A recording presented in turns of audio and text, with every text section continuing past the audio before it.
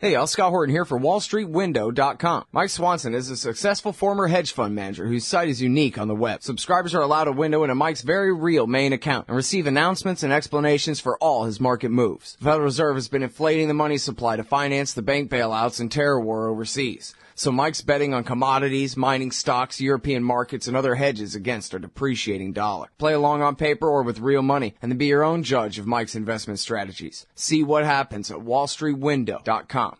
All right, y'all, welcome back to the show. Yeah, I'm Scott Horton. ScottHorton.org is my website. I keep all my interview archives there. Sign up for that podcast feed, would you? ScottHorton.org. You can sign up for the interview archives. You can also find my whole show archives there. But there's more than 2,800 interviews going back to 2003 at ScottHorton.org. And also follow me on Facebook, Twitter, and YouTube at /Scott Horton Show. And there's a brand new speech posted at YouTube.com/Scott Horton Show on Iran and North Korea, if you're interested in that kind of thing. Okay, now to our guest today. It's our friend Nathan Fuller from BradleyManning.org. How's it going? Great. How are you doing? Yeah, I'm doing real good. Appreciate you joining us today. And you're there at Fort Meade, Maryland, where they're persecuting my main man, Bradley Manning, correct? That they are, and continue to do so. And you're sitting there in the audience watching this whole thing as it goes down, correct? Yeah, I'm in the media room with about a dozen other journalists so far. There were 70 on the first day, but that has diminished pretty quickly. Yeah.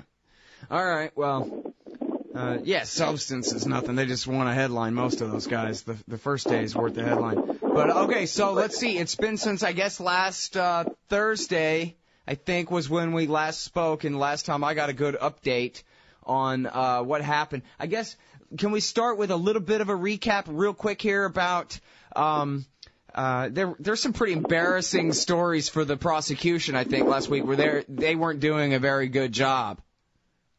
Well, I would say yesterday was the bigger day.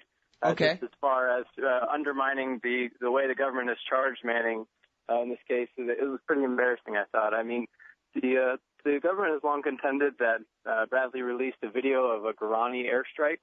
It was a massacre in Afghanistan in a small village that killed scores, if not hundreds, of Afghani civilians, mostly women and children.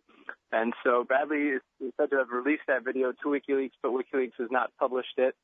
And so the government contends that Bradley released it in November 2009 and in April 2010. And they're charging him with the November earlier release because they want to show him as someone who's harvesting information and leaking it throughout his entire time in Iraq in the Army.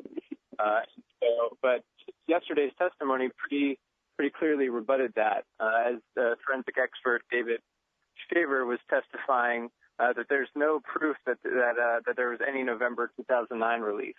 And Bradley said as much in his plea when he made a guilty plea to lesser offenses in February. He said, I'll go ahead and plead to the April offense, but there is no November offense. And the government saying, no, we have the evidence to prove it, but that kind of turned back on them yesterday, and they didn't look so good. Okay, but now, I'm sorry, I don't understand. Exactly what point was the prosecution attempting to prove by saying that he had leaked this earlier version? So they're trying to show him as leaking throughout his entire time in Iraq. He got to Iraq in November of 2009, and they want to say as soon as he got there, he was helping WikiLeaks, leaking stuff right away. But as the evidence shows, it was several months later, and after he witnessed various events, such as the one on December 24th, 2009, that really changed the way he saw things in Iraq and started realizing, we don't really value non-American human life very much, and then he wanted to get that out into the public. I'm having a good time. It's too bad it's a kind of a foregone conclusion, his persecution here, but it is at least funny that, for the record, the prosecution is completely inept and ridiculous throughout this entire kangaroo trial. I mean, they could have gotten someone competent to do the kangaroo hearing, but no, they hired kangaroos to do it.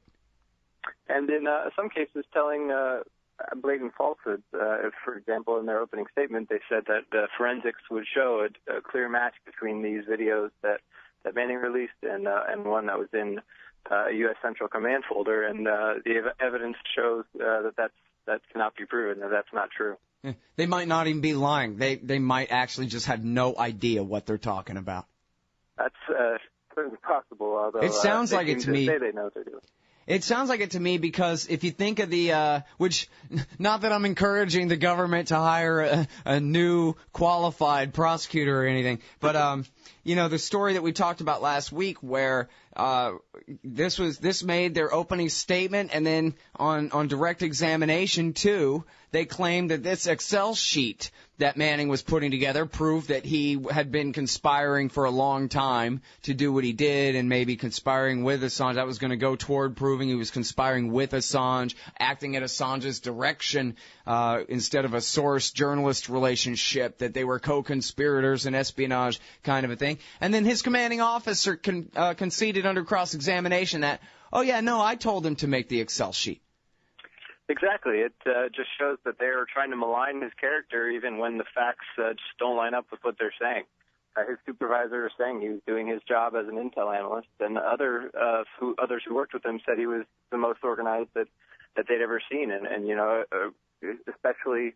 especially well organized for someone so junior. And the prosecution wants to paint that as some conspiracy to commit journalism. Yeah.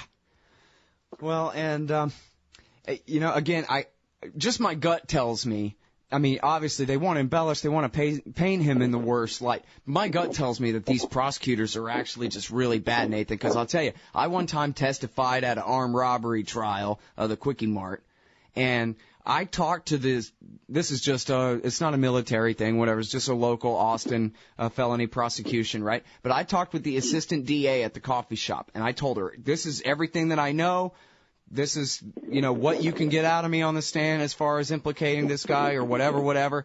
And then 2 days later, I show up in court, and I basically had to hold her hand and question myself in order to tell my damn story. I just told her my whole story, and yet she couldn't for the life of her begin to figure out how to try to get it out of me.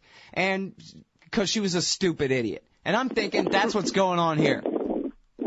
Yeah, I mean, it seems they want to make these claims and then try to prove them later, and I think they would have done a lot better had they looked at the evidence first and, yeah. and realized that and realized how much the evidence lines up with Bradley's plea. Had they accepted Bradley's plea, they would have clear evidence to prove it. They would have him in jail for up to 20 years, and that was not good enough for them. So that shows a pretty big problem, I think. Mm-hmm. Okay, now part of what they're claiming too is that, they're saying Osama himself or somebody in Al-Qaeda had a WikiLeaks document, a Manning document on their computer. Has that testimony come out yet? That testimony hasn't come out yet, but it's been referred to. They claim that Osama bin Laden, and actually the defense does stipulate that this happened, that Osama bin Laden asked for WikiLeaks documents from another member of Al-Qaeda. Al-Qaeda member sent him back Department of Defense and Afghan war logs, essentially. But that they have not proved that substantially aided the enemy. They have not proved that Bradley intended for that to happen, or that that's anything different than, bin Laden also had Bob Woodward's books, which contain top secret information, and they haven't claimed that that's any different yet. So we're going to see how that's going to play out. Right. Yeah, thank goodness for Bob Woodward. That's probably the first time anybody said that since the 1970s. At least, I think. But yeah, he does make a great example there, although he's not a military guy, not right now, or at least not as far as we know. We think he retired from Navy intelligence, right? Right, but he's still pretty happy to publish anonymous sources for top secret info. Right. All right, and now here's the thing, too, that I think is real important, and I'm sorry because I called you a little bit late and we're almost running out of time here, but could you give us just 30 seconds on what Adrian Lamo, the rat, had to admit about Bradley Manning last week? Yeah, I mean, he was asked flat out, did Bradley intend to or have any kind of anti-American or helping the terrorists kind of language, and he said, as we well know, no, that did not happen. But he did admit that that Bradley trusted him, that Adrian said he even saw a little of himself in Bradley, someone who wanted to seek the truth. Mm-hmm. But that apparently was not enough to help Lamo keep him confidential. Right. Yep. And he also confessed, too, didn't he, that he tried to tempt Manning with treason to sell the for personal gain to sell the secrets to Russia or China, and that Manning basically laughed in his face about it.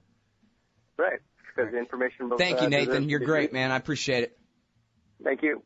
That's the great Nathan Fuller, everybody, from BradleyManning.org. We'll be right back. Oh, man, I'm late. Sure hope I can make my flight. Stand there. Me? I am standing here. Come here. Okay. Hands up, turn around. Whoa, easy. Into the scanner. Ooh, what's this in your pants? Hey, slow down. It's just my... Hold it right there. Your wallet has tripped the metal detector. What's this? The Bill of Rights? That's right. It's just a harmless stainless steel business card-sized copy of the Bill of Rights from SecurityEdition.com. There for exposing the TSA as a bunch of liberty-destroying goons who've never protected anyone from anything. Sir, now give me back my wallet and get out of my way. Got a plane to catch. Have a nice day. Play a leading role in the security theater with the Bill of Rights Security Edition from SecurityEdition.com.